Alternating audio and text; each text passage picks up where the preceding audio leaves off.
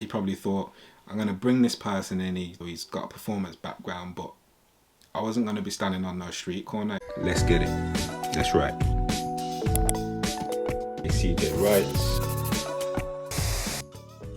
What's happening, people? This is CJ Wrights, and today we're going to be talking about the worst interview of my life. So, I've been in many interviews, but this particular one, it just remains in my memory because it was just so bad. Like, I just can't even really put my finger on what it was in particular.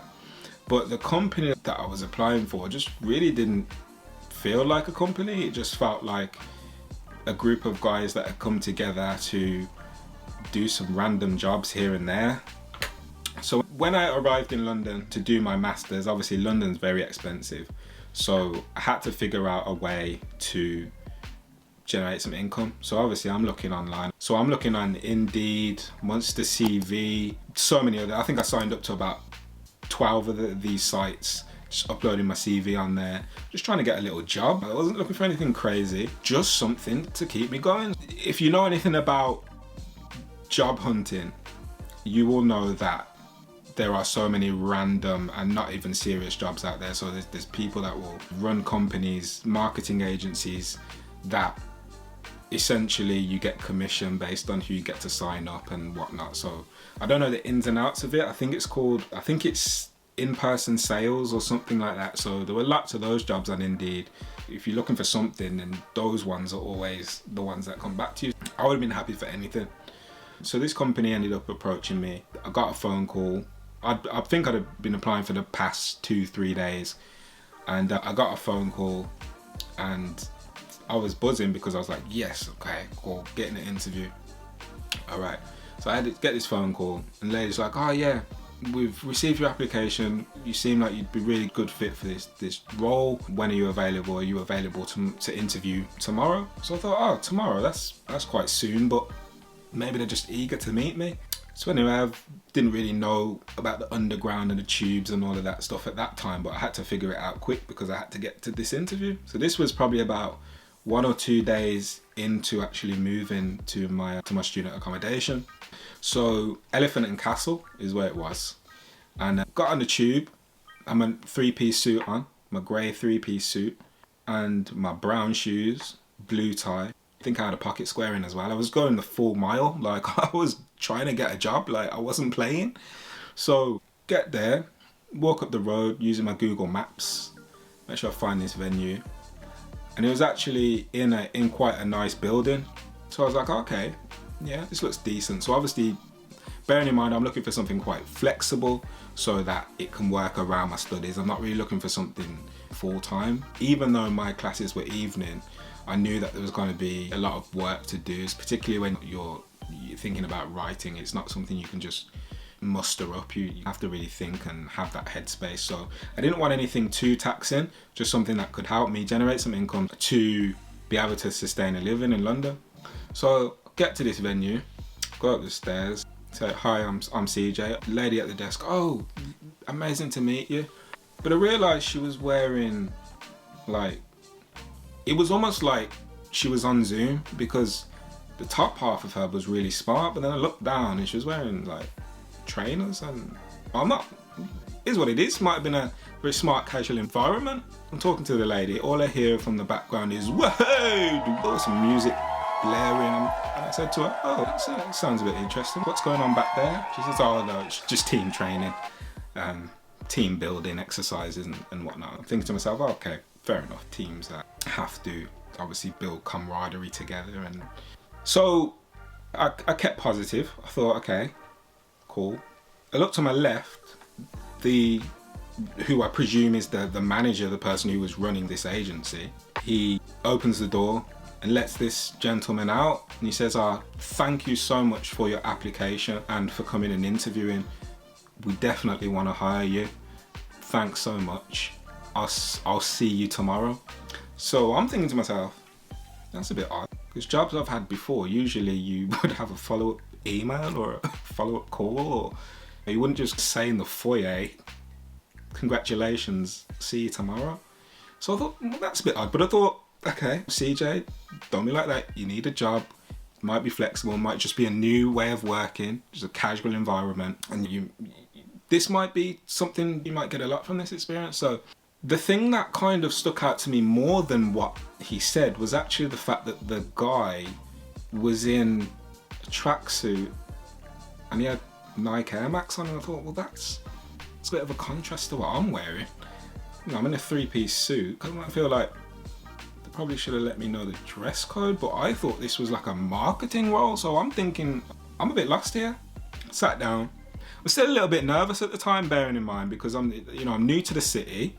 I need to get some kind of employment going, and this is the only way that I'm seeing that I can generate something. And the thing that appealed to me was that it did say flexible working, you can build yourself up and eventually get commission on whatnot. So I'm thinking, that sounds great to me. Any additional income going to be just fine for me. So I'm sitting there, and a young black guy comes out. He's wearing a three-piece just like me. Young African dude, three-piece just like me. Had a bit of sock showing. That's how I do it. I don't normally do that for like a first interview, but I thought, now we're talking. Someone who looks like me is here, clearly doing his thing, and that's the kind of image I had in my mind when I was thinking about when you're in an office space, that's what you expect to see, a person in a suit. So obviously the manager was in a suit, but I didn't see any of the employees in anything remotely smart, apart from the lady at the desk with the trainers on. And then him coming out in that suit just made me think, okay, deep breath, inhale, exhale, okay, it's gonna be all right then. So then the guy turns to me. I think he was probably younger than me. I'm not actually sure, he might have been a couple of years older, but he turns to me and says, are you CJ here for the interview? I said, yeah, that's me, nice to meet you. Shook his hand. These were times where shaking hands was fine. It wasn't a weird thing. Like now it's in between. You do like a fist bump or an elbow bump or something. Like in these COVID times, it's a little bit mad. But back then, quick handshake, nice and firm, you're good to go. People do still handshake, but I find it a little bit weird now. But he says to me, yeah, okay, be with you in a second. I'm gonna be interviewing you. So I said, oh, there can be some camaraderie here. We're both looking nice and smart, both brothers, both in the city, trying to do our thing. There's gonna be a nice chemistry in this interview. So cool. So I'm thinking he's gonna take me into one of the little office spaces. The guy says, okay, have you got a coat or anything? Because you're just gonna go down the road. So I thought, oh, it's a bit odd. I've just come from down there, but I said, no, it's fine. It's not too cold outside. So anyway, I followed this guy down the stairs. He says, oh, your accent's different. Where are you from? Like Midlands, but I said, yeah, from Birmingham. I've just come to London because I'm working on my degree and looking for some flexible employment now. And he was like, oh, what degree are you doing? And it wasn't like oh, what are you studying? That sounds great. It was more of that's not gonna work, which I thought was odd, because usually in these kind of environments, people want you to have aspirations. They want you to be doing things outside of work. It's usually something that they would ask in your interview. What sorts of things are you into? And so I thought that was odd. So this was a preliminary conversation that we're having, and I'm telling him, these are my aspirations, just looking for X, Y, and Z so I can continue to work and be able to sustain a living and whatnot. So anyway, he's not really saying that much on the walk down to this place that he didn't tell me where we were going. We're walking down the road, and he turns into this kind of side cafe. He says to me, do you want a drink or anything? I said, yeah, I'll have a water. He says, oh, you sure? I said, yeah, just a water for me. And he says, oh, all right, you sure you don't want an orange juice or anything? I said, all right then, I'll have an orange juice just to go along with it and just make sure that things were comfortable. And obviously, if he's offered me that, I don't mind that. So anyways, he's gone to the till now. He says, oh yeah, he says, can I have a coffee, 2 sugars, and he'll have an orange juice.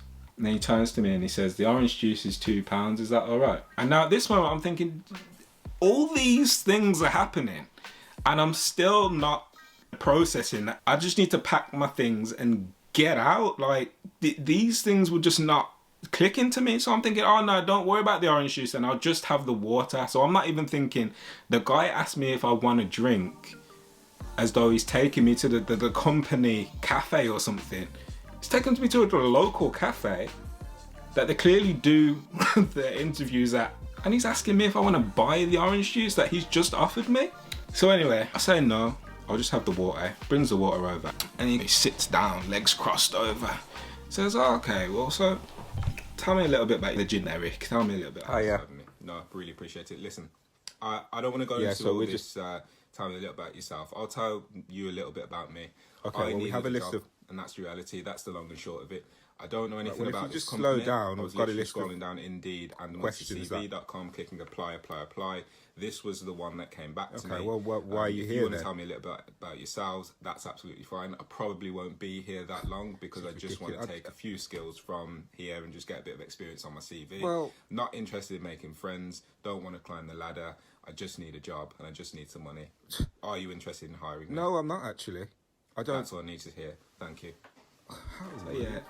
Was teaching in Birmingham, was doing a variety of things. During that time, I finished my degree and now I'm doing my masters in London and whatnot. So I'm talking to him and it just, he's not really saying it. You know, sometimes people will give you feedback. It was like, I conduct a lot of interviews now, so I always try to do my best to make the person feel comfortable, because oftentimes interviews can be very daunting, especially when you're in a new environment. You've done your research on the company, but sometimes it can be a bit new to you, so you may forget things in the moment. So I do my best to try and make people feel very comfortable so that they can present the best version of themselves.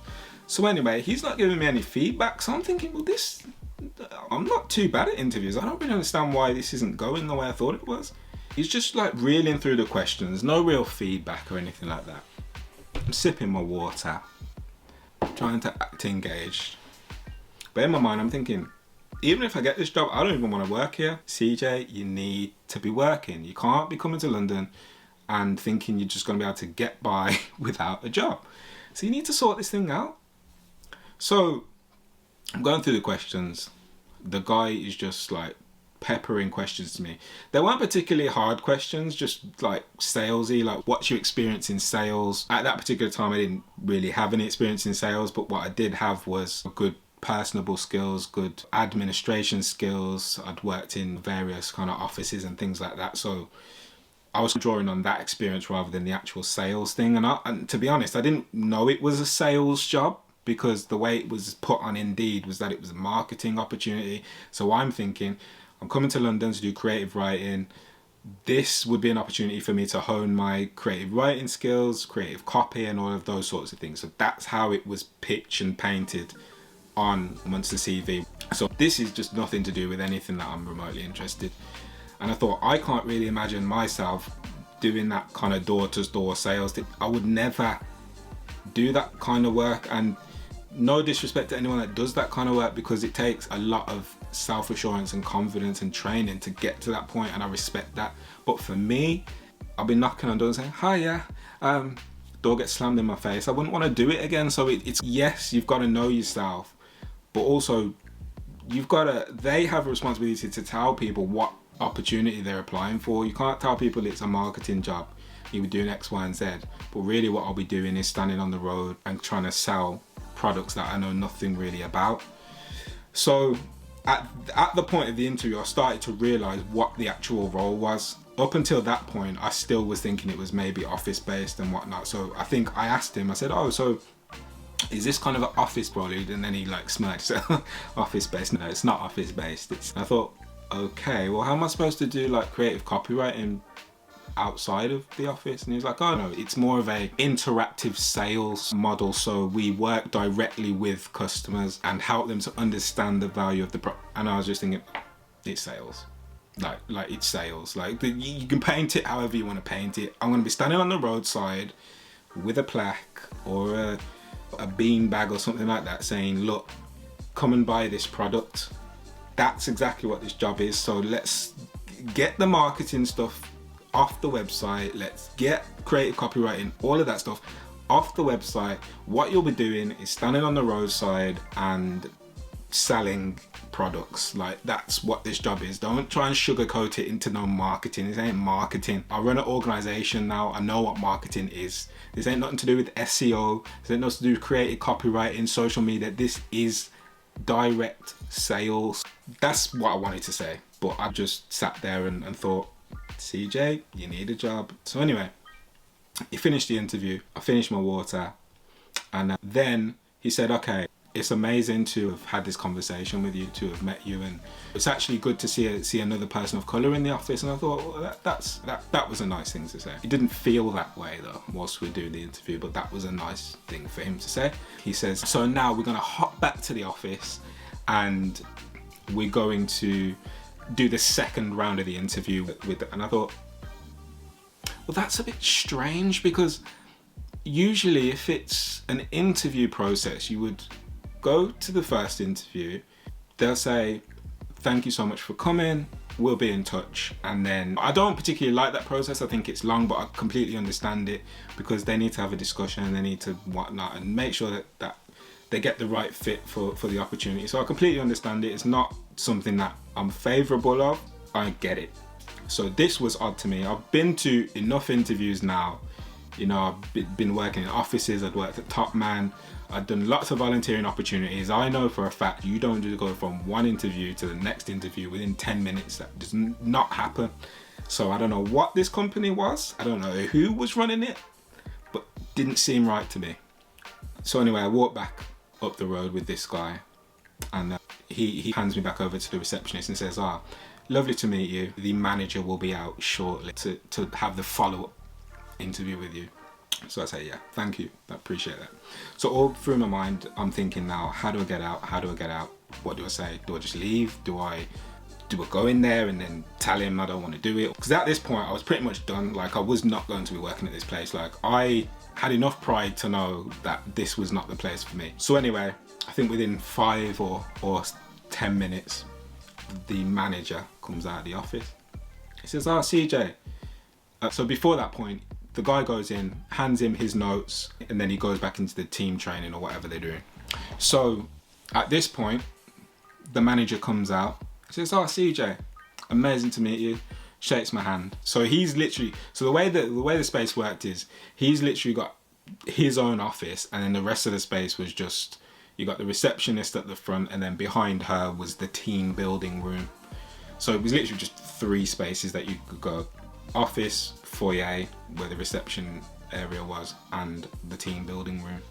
So I go in the office with this guy, and you know when people are talking and you're thinking, okay, when do I interject? So he's talking and he's saying, I've read through the notes, you've got amazing skills here. Can you tell me a little bit about this and why this is the opportunity you want to go for and whatnot? And he keeps talking, and I'm trying to say, but actually I don't. So I'm trying to I can't get a word in edgeways. Anyway, he finally stops talking, and he has this piece of paper in front of him, and he's put my name on it, and he was basically getting ready to say, congratulations, we'd love to hire you. But before he could get to that point, I just said, you know what, actually, thank you for your time, but this just isn't the opportunity for me. Like, it's just not going to work for me. I really appreciate your time. And I just saw his face sank, because obviously this is all sales and I can obviously talk reasonably well, so he would have probably valued having someone with a theatre performance background being out on the street saying, come and buy these bean bags. But that was just not going to happen. Just because you have a perception of somebody doesn't mean that that's the person they are, and that was what I got from that. It's just not me. So I said that to him. I saw his face sank, and then I just said, yeah, it's just not going to happen. I shook his hand and I left jobless. I felt very alive. I felt like I now had a new sense of purpose, because I knew what I didn't want. Even if I did accept it, I would have probably done the first shift, if that, probably first hour, and I would have just packed my bags and gone. But I would rather not go through that experience. I'd rather tell him there and then, this just isn't the opportunity for me. But there was something quite empowering about that, because I knew that I just needed to find something that aligned more with who I was and the purpose I had for being in London. So I hope you've enjoyed this video. I've got so many more just like that, but that was the worst interview of my life, and I hope nobody has to go through that, but it is very much a character building experience, and I'm sure that if you have been through that, you've come out on the other end just like I have, a more well-rounded individual. So if you have any comments, I'd love to hear them. What have been your experiences of bad interviews? If you've had any, please let me know in the comments. Until next time, peace and love. Take care.